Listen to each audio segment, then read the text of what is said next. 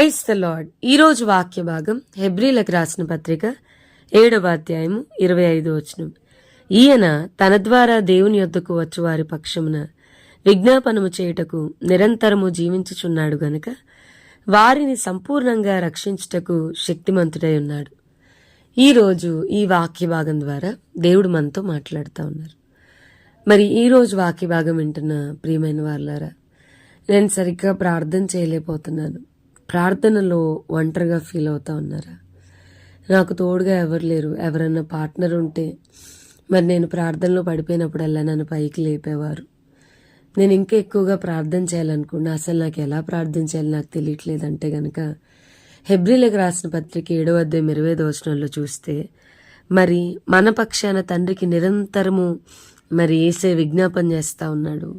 మనల్ని సంపూర్ణంగా రక్షించటానికి ఆయన సమర్థుడు అని వాక్యం చెప్తా ఉంది. పవిత్రుడును, నిర్దోషు, నిష్కల్మషుడును, పాపులలో చేరక ప్రత్యేకంగా ఉన్నవాడును, ఆకాశ మండలం కంటే మిక్కిలి హెచ్చైన వాడునైనా ఇట్టి ప్రధాన యాజకుడు మనకి సరిపోయినవాడు, తగినవాడు అని వాక్యం చెప్తా ఉంది. సో నా తరపున ప్రార్థన చేయడానికి ఎవరు లేరు, నా తరపున విజ్ఞాపన చేయడానికి ఎవరు లేరు. చాలా ఒంటరి పోరాటం అయిపోతుంది. ఆత్మీయంగా నేనే ఫస్ట్ దేవుని తెలుసుకున్నాను. నా ఫ్యామిలీ నుండి నాకు స్పిరిచువల్గా ఎలాంటి సపోర్ట్ లేదు.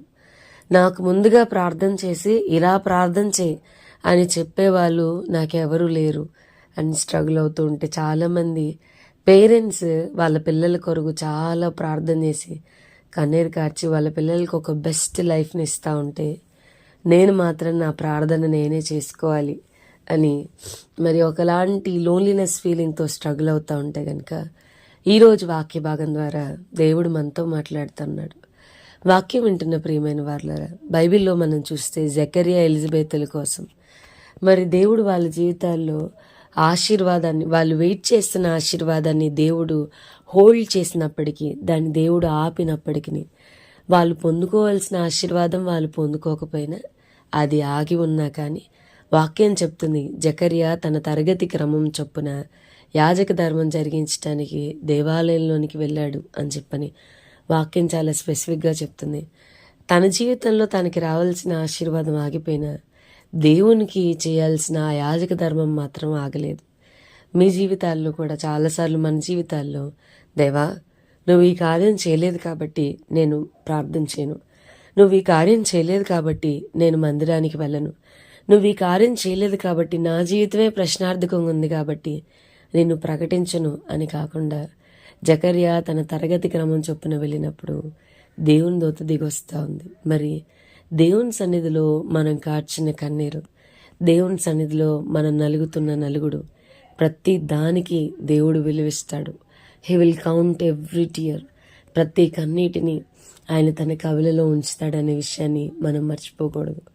మరి మనకు ఒక ప్రధాన యాజకుడు ఉన్నాడు. ఆయన తండ్రికి మన పక్షాన్ని విజ్ఞాపన చేస్తాడు, అయ్యా వీళ్ళ జీవితాల్లో కార్యాలు ఆగిపోయినా వీళ్ళు మాత్రం నీ సాక్ష్యాన్ని చెప్తా ఉన్నారు, వీళ్ళు మాత్రం వాళ్ళ పరిశుద్ధతను కాపాడుకుంటున్నారని. మనకి సరిపోయిన ప్రధాన యాజకుడు ఒకరున్నారు. ఈరోజు వాక్య భాగం వింటున్న ప్రియమైన వారులరా, మీరు ఒంటరిగా లేరు. మీ పక్షాన మీతో పాటు విజ్ఞాపన చేయడానికి మనకి మన ప్రభు సరిపోయిన ప్రధాన యాజకుడు ఉన్నాడు. ఇట్టి ప్రధాన యాజకుడు మనకి సరిపోయినవాడు. ఆయన నిరంతరము జీవించుచున్నాడు. ఆయన మన పక్షాన తండ్రికి మొరపెడతా ఉన్నాడు.